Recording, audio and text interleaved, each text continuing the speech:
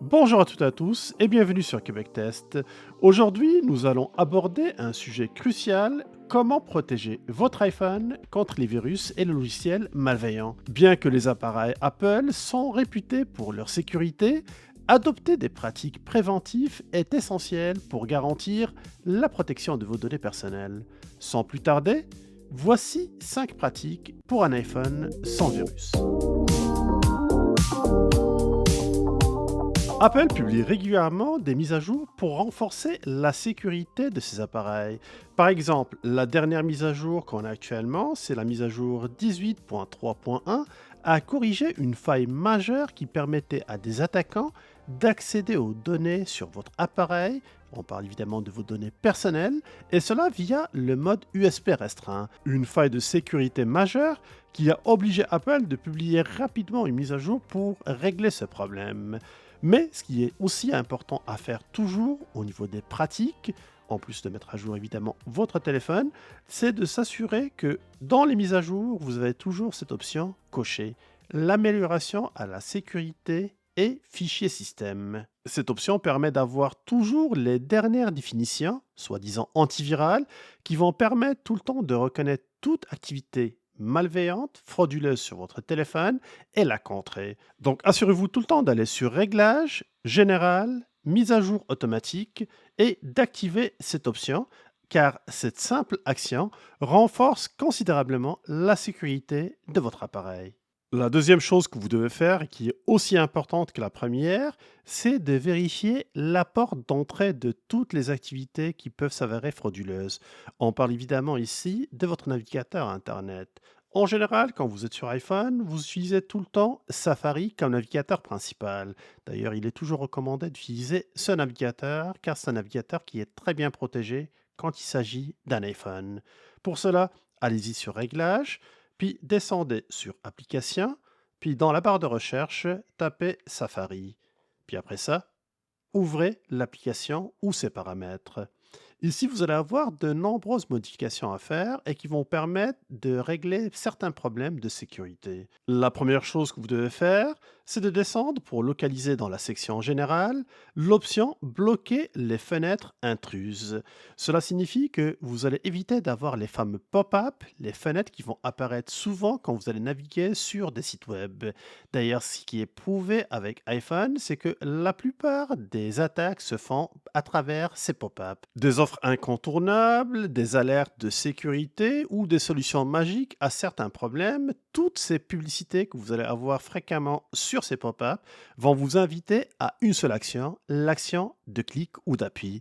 Et en appuyant sur ce fameux lien, vous allez autoriser certaines actions sur votre téléphone, chose qu'on ne souhaite pas avoir évidemment. Donc, en bloquant les fenêtres intrusives, vous bloquez par la même occasion ces activités indésirables.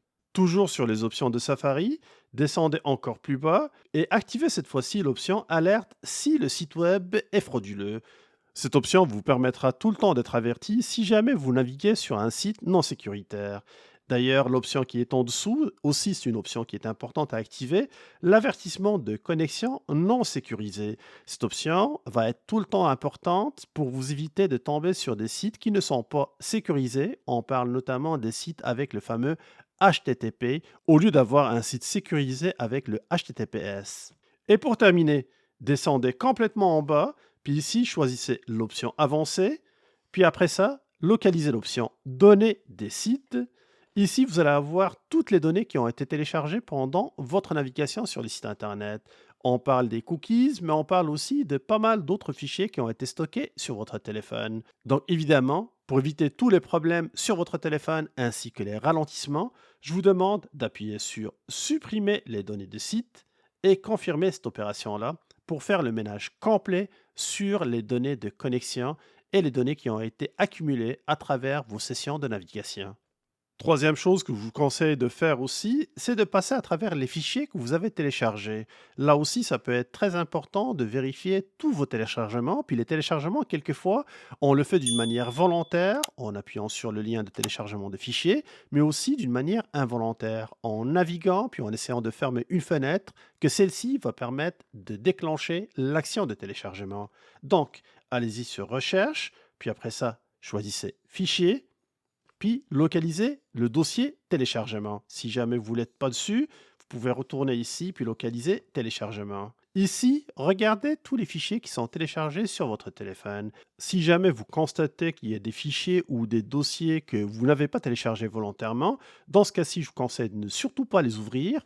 Allez-y sur le coin supérieur en haut, appuyez sur les 3 points, puis après ça, choisissez sélectionner, sélectionnez le fichier ou les fichiers, puis après ça, envoyez-les directement dans la corbeille, effacez-les, c'est le meilleur moyen pour se protéger. Puis c'est une action que je vous recommande de faire régulièrement après chaque session de navigation intensive. Vous pouvez aussi programmer ça pour le faire au moins une fois par semaine afin de faire le tour dans le fichier de téléchargement.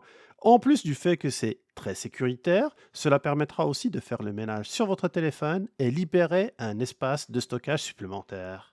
Je terminerai avec 2 conseils. Le premier, c'est d'éviter toutes les actions de jailbreak. Cette opération peut sembler attrayante pour accéder à des fonctionnalités supplémentaires, mais il expose votre appareil à des vulnérabilités en supprimant la protection intégrale de l'iOS. Pour maintenir un haut niveau de sécurité sur votre téléphone, il est toujours recommandé de conserver la configuration standard de votre iPhone. Et n'oubliez pas que les tentatives de phishing sont courantes. Ne cliquez jamais sur des liens ou n'ouvrez pas des pièces jointes provenant de sources inconnues. Même si quelquefois le message semble parvenir d'une entité fiable, vérifiez toujours l'authenticité avant d'agir. Soyez vigilant à quelques indices comme l'adresse courriel ou le numéro qui a été utilisé pour l'envoi du message. Et quand c'est toujours trop beau pour être vrai, eh bien en général, c'est pas vrai. En adoptant ces simples pratiques, vous renforcez la sécurité de votre iPhone et vous évitez une exposition aux virus ou autres malwares. N'oubliez pas de maintenir votre appareil à jour, de télécharger uniquement des applications à partir de sources fiables ou de l'App Store et de ne jamais cliquer sur des liens provenant de sources inconnues. Pour plus de conseils et d'astuces, je vous invite à regarder cette vidéo. Merci pour votre fidélité et votre soutien et à plus.